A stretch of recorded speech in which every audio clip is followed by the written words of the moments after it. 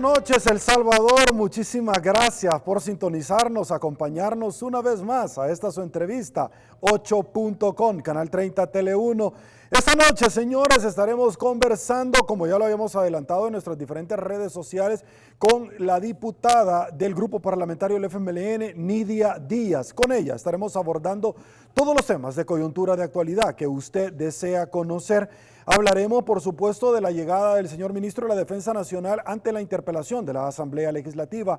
Hablaremos de la comisión especial que busca precisamente determinar en qué se han invertido los fondos públicos. Hablaremos también de una probable interpelación del diputado Arturo Simeón Magaña del partido Arena. Hablaremos de comisiones especiales y, por supuesto, también estaremos hablando de la reapertura económica. Aguántenme un ratito porque, señores, quiero compartir con todos ustedes que estamos en el mes de la independencia, más que esperado año con año. ¿Por qué? Porque hay momentos que nunca cambian. Disfruta las donas al 2x1 de Mr. Donut. Recuérdelo, porque hay momentos que nunca cambian. Disfruta las donas al 2x1 de Mr. Donut el mes de septiembre. Iniciamos, señores, presentándoles el resumen de la entrevista para tener un poco de contexto de los tópicos y los actores que han hecho noticia y que nos han acompañado en esta tribuna. Arrancamos.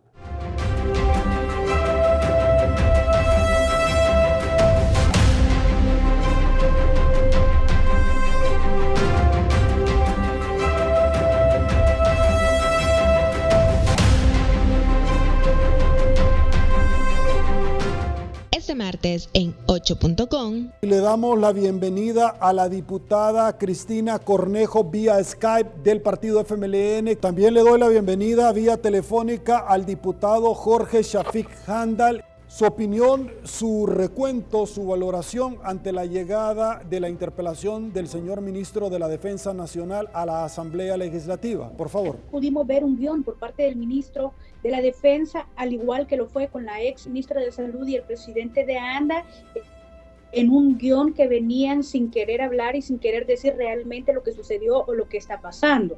Obviamente la disciplina militar lo hizo a él mantenerse en eso, pero salieron dentro de este tema de la interpelación cosas muy graves, no para la Asamblea Legislativa, no para los diputados, para las diputadas, sino muy graves para la democracia y para la institucionalidad de El Salvador. El ministro de la Defensa Nacional nunca nos pudo demostrar y obviamente constató que la presencia militar del día 9 de febrero de este año fue una presencia ilegal y fue una presencia totalmente inconstitucional. Otro hecho que quedó ahí claro, que por la torpe política que llevaba de negar todo, no hacerse responsable de nada, ¿de acuerdo? Quedó en evidencia otra cosa, o mejor dicho, él evidenció otra cosa, de que en realidad ahí hay dos mandos, ¿verdad? Llegó al absurdo de querer decir, no, miren, si en realidad el que aquí manejó todo, el que convocó unidades especiales, el que armó todo el dispositivo, que por cierto no es un dispositivo, fue un operativo mucho más grande que la Asamblea Legislativa. Ahí quedó claro lo que dice Cristina, de que no simplemente era llegar a la Asamblea, sino que era mandar un mensaje de aquí estamos nosotros y aquí se va a hacer lo que nosotros decimos, y esto es una toma militar para dar un golpe de un poder de Estado a otro poder de Estado y con las medidas necesarias para que nadie brinque, en otras palabras. Todo lo mejor en análisis político y coyuntura nacional en 8.com con Sergio Méndez.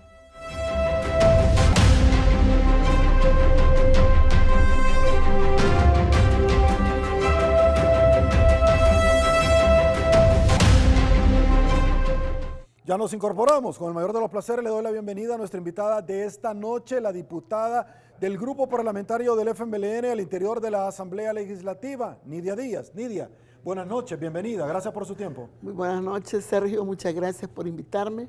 Buenas noches a todas aquellas personas que nos están viendo. Un saludo fraterno en el mes de la independencia de la patria, en donde se reafirman valores, principios cívicos, patrióticos, para reafirmar nuestra autodeterminación y soberanía y por supuesto la democracia y los derechos y libertades conquistados por nuestro pueblo. Listo. Nidia, tengo mucho que conversar esta noche con usted y quiero aprovecharla al máximo. Arranco sobre varios temas. La primera de estos es, voy a hablar sobre la reapertura económica porque es interesante. Vimos nosotros, tenemos las declaraciones, producción de la reapertura económica del señor secretario jurídico de la presidencia, cuando adelanta que el presidente de la República ha instruido para la publicación y sancionamiento del decreto 661. Y es que ciertamente la Corte mandó al dignatario a publicarlo lo más pronto posible, pero pasaron 8 días, que es el término del vacatio legis, el término de formación. Nidia, ¿en qué posición están ustedes ahorita? Porque tendrían acto seguido de mandar a publicarlo, no solamente y dar nuevas fechas. ¿Qué es lo que dijo? Para tener un poco de contexto, se lo presento. La verdad es de que el decreto 661 es un decreto que solamente es declarativo. A este momento ya no nos sirve de nada.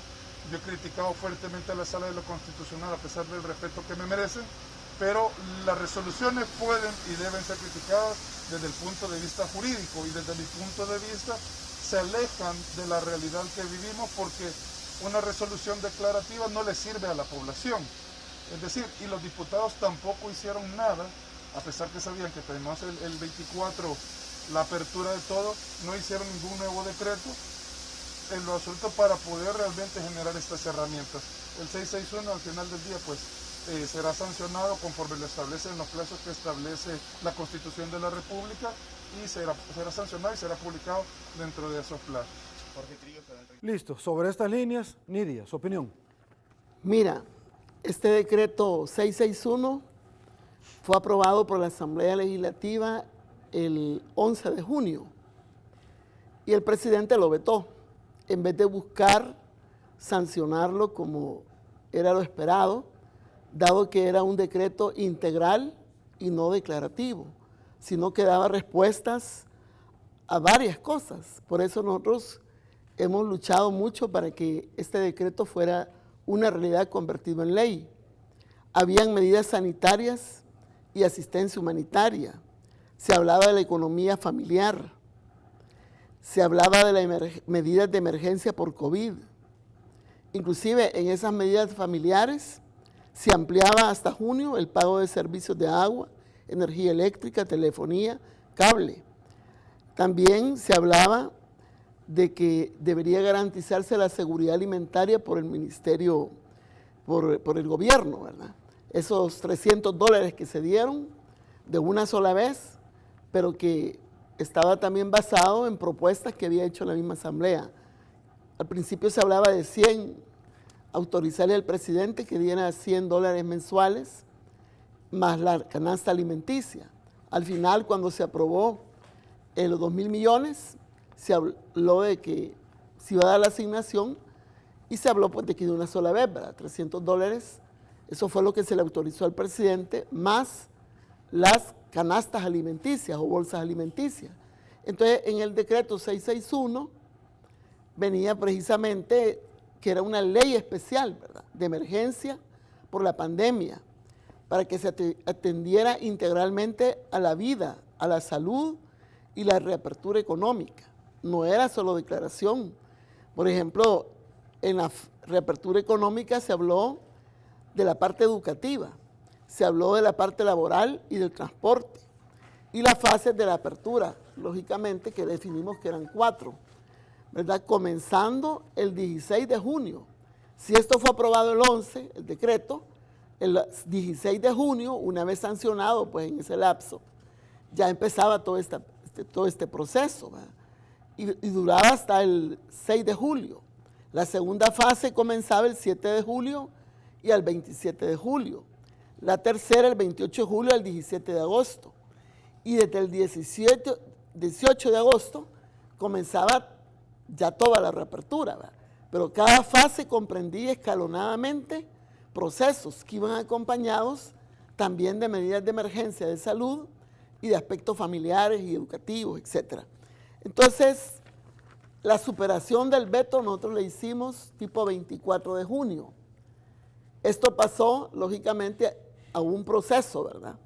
Que era que el presidente tenía 3 días para mandarlo a la corte, a la sala. La sala le iba a preguntar a cada parte sus valoraciones porque era constitucional o no. Y ellos se tardaban 10 días, vaya, suponiendo. Y después ellos tenían, la sala, 15 días para definir la controversia si era o no constitucional. Cuando la sala vino a definir la controversia de que sí era constitucional y dio la razón precisamente a la Asamblea Legislativa, fue hasta el 19 de agosto. La Asamblea lo conoció el 20 en su plenario. A partir de ese momento que se superó la controversia por parte de la Asamblea, 19 de agosto, el presidente tenía 8 días hábiles para mandarlo a sancionar. Y si no lo sancionaba, tenía que publicarlo por obligación. ¿Qué tiempo estamos viviendo ahorita? El de mandarlo a publicarla. Ya ni siquiera debe sancionarlo, porque ya le pasaron los 8 días que se vencieron este lunes. Entonces ahora ya estamos en un tiempo perentorio de 15 días hábiles para que lo pueda publicar. Y como bien dijo el secretario de la presidencia, tiene él varios días, dice, hasta que el tiempo lo diga, tenemos el tiempo perentorio. ¿Cuándo es el tiempo perentorio? Que vence esta obligación que tiene ya el presidente de publicarlo. Tipo 20 de septiembre. Y de ahí, si no lo publicara, pues ¿qué pasa? La Asamblea tiene que mandar a publicarlo. Y mira, estas cosas son de ganar tiempo por el presidente y su equipo. Cuando ya se va a agotar, ya lo publica. Por ejemplo, cuando se superó el 620. Cuando la sala dijo, tiene 8 días para publicarlo. Y después tiene 15 días. Un día antes, el 15 de julio, publicó el decreto 620 como ley. ¿Y cuál era ese? El que le dice a los doctores, al personal médico, que tiene un derecho de vida. Y a su vez, le obliga por ley nuevamente, porque hay muchos decretos y mucha legislación antes que hubiese la pandemia, de que le obliga al presidente a presentar todo el equipo, a darle todo el equipo de bioseguridad a las personas. O sea, adecuado para el momento del virus que se enfrenta, ¿verdad? Igual fue con el tema de los varados. Si el tema de los varados fue el decreto aprobado 31 de marzo. Y mira cuándo se vino ya a publicar, el 19 de agosto. Entonces uno dice, bueno, es cierto, todo tiene un marco, como dice la Constitución, pero lo que ha faltado es voluntad política, responsabilidad. Él tuvo en sus manos la posibilidad, el presidente Bukele y su equipo, de hacer un proceso de apertura ordenada, gradual e integral, y no lo aprovechó. Ahora, claro, cuando lo publique, ya los diputados vamos a ver qué reformas hacemos, pero si no lo ha publicado, no es ley, ¿cómo podemos reformar el decreto? No lo podemos reformar. Y si volviéramos a legislar, porque hay varias iniciativas ahorita que tenemos, el destino sería veto, estoy completamente segura, diciendo que no participó, que no es así, que yo quiero esto, y entonces es un círculo vicioso de ilegalidades que él ha fomentado y de procesos incumplidos, ¿verdad? Y todo, pues, él siempre dice, no me parece, es inconstitucional, y ahí vamos, ¿verdad? A otro proceso que dura por lo menos unos 2 meses, ¿verdad? Y pierde, lógicamente, si es urgente, actualidad. Mira que ya dijo la sala también que es constitucional el decreto 632 de derechos que tenía en un proceso de emergencia, ¿verdad? ¿Y cuándo hicimos esto? En abril. Y lo viene a decir la sala hasta hace poco que es constitucional. Entonces, nosotros hemos aprobado en la Asamblea Legislativa más de 85 decretos, de los cuales como 50, un poquito más, han venido del Ejecutivo. El Frente ha votado por todo, salvo los regímenes de excepción, que son 3, los 1.000 millones de mayor endeudamiento y la ratificación de 250 millones. O sea que nuestro grupo parlamentario ha ratificado cantidades de decretos para el Ejecutivo. Por eso nosotros siempre decimos, él ya tenía herramientas como el Código de Salud, como la Ley del Sistema Integrado de Salud, tenía la Ley de Derechos y Deberes de los Pacientes y los Operadores de Salud, ha tenido la Ley de Protección, Prevención y Mitigación de Desastres, para haber implementado una serie de cosas, más todo lo que le da la Constitución de la República a salud en caso de una epidemia, más todos los instrumentos que se le han dado, pues, y se le van a seguir dando, ¿verdad? Entonces, lo que ha sido aquí, yo creo que el problema central ha sido la falta de voluntad política, la carencia de un plan de prevención, contención y combate integral por la vida, por la salud y por el bienestar de las personas. Y ahí lo vemos reflejado. Y esa forma desordenada de todo esto, lo que provoca es que dé chance para corrupción, para mal manejo de fondos, para hacer, como digamos, nepotismo y compadrazgo para el uso de los fondos. O sea, si cuando tú vives en el medio del desorden y crees que así se opera, ¿verdad? Y por eso no es raro que ahora el presidente haya violado la Constitución y la ley al permitir que por vía reglamento de la ley y la CAP se contradiga la Constitución y se contradiga la ley secundaria, ¿verdad? Entonces, estamos viviendo momentos muy delicados donde no se respeta el Estado de Derecho ni el Estado constitucional, el orden constitucional, ¿verdad? Quien violente el orden constitucional no son los diputados, es precisamente el Ejecutivo. Listo. Nidia, hay otro tema también que es interesante abordarlo y es, ya hablamos de la apertura económica y como usted ha explicado, ahora el otro tema que es importante es lo que sucede esta semana con relación al tema de los comicios electorales para el próximo año. Ya se ha dicho que se van a ponderar los fondos para las elecciones en este presupuesto, en este proyecto de presupuesto general de la Nación. El día lunes se terminaron ya el término del plazo para el tema de las coaliciones. Llama la atención porque nuestros invitados de Al Punto con Sergio Méndez han exteriorizado que el plazo estaba para el día sábado y se amplió por parte del Tribunal Supremo Electoral, si me equivoco me corrige por favor, para el día lunes 31 de agosto a la medianoche y no se explican por qué. El tema es que hay muchas coaliciones de varios partidos políticos. ¿Cómo interpreta usted eso? ¿El FMLN tiene coaliciones, tiene alianzas? ¿Qué va a suceder? Mira, el FMLN, precisamente el 9 de febrero, en su convención, resolvió a nivel nacional no hacer coaliciones en este periodo legislativo y municipal. Nosotros hemos participado en 9 procesos legislativos y municipales desde que firmamos la paz, comenzando en el año 94. Y en muchas veces hemos hecho coaliciones. Últimamente, ahorita tenemos algunas coaliciones.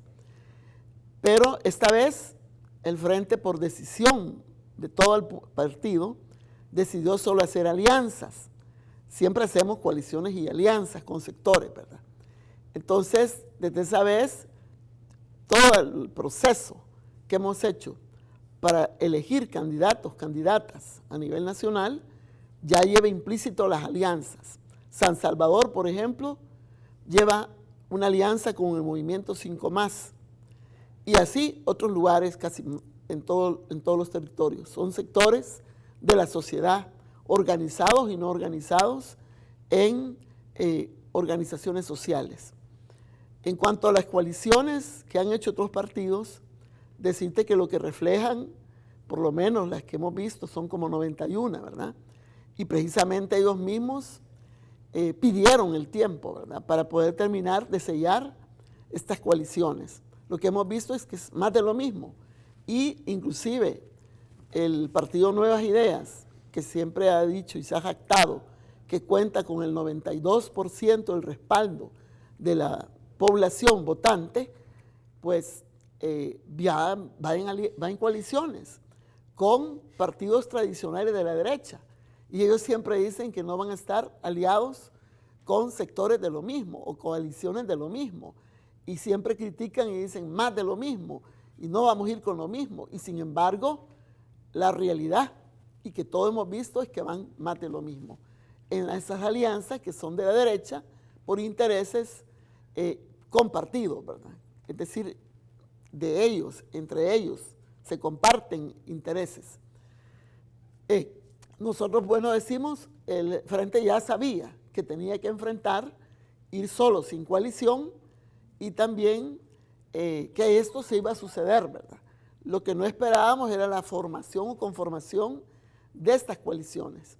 Así que hay mucho disgusto, entiendo yo, en algunas personas afiliadas a estos partidos, particularmente Nuevas Ideas, que todo indica, por los descontentos, que no se previó a la hora de participar en las candidaturas, de que podían ser removidos de las posiciones como tal. Nosotros como grupo parlamentario podemos responder, y como FMLN podemos responder de los procesos que nosotros establecemos por reglamento electoral desde que comenzamos todo el proceso de participación, ¿verdad? Desde que uno se inscribe, acepta que por las alianzas, en este caso hoy, que estableció, puede mover, si es necesario, la posición en la que él aspira a competir o sale electo. Igual se hace en una coalición, ¿verdad? Que no es el caso para el Frente esta vez, pero en otras veces lo hemos hecho, que uno determina en los objetivos que se establecen en las coaliciones que podés darle una posición al otro partido, ¿verdad? Entonces ya queda firmado, establecido en una coalición. Entonces, pero al parecer en muchos partidos que hoy están compitiendo y que han formado las coaliciones, no se dijo, no se dio a conocer, y por eso son los disgustos ahora de muchos que aspiraban a mantener la posición que resultó de su proceso electoral interno. Pero es la única explicación que hallamos nosotros, que no fueron debidamente conocidas las posiciones que iban a tenerse en un momento y moverse, o sea, no fue anticipado la aceptación del militante o afiliado, no sé cómo le llaman dentro de los partidos, y ahora están disgustados, ¿verdad? Y no sabemos qué contradicciones se pueda generar. Nosotros, pues, son nuestros adversarios en la contienda electoral y nosotros vamos a seguir nuestra ruta, pues, de consolidar nuestras alianzas, nuestras posiciones para la competencia que se va a dar ya por el momento que se está señalado de las elecciones, y esperamos, pues, ganar esas posiciones para las cuales estamos compitiendo. Listo, aguántame un ratito, tengo para todos ustedes muy buenos consejos. Chocomeller es ideal para combinar con cualquier tipo de fruta congelada, ya sean banano, fresas, uvas, kiwis, etc. Encuéntralos en supermercados y tiendas de mayoreo. Chocomeller es calidad Meller. Pausa, ya volvemos.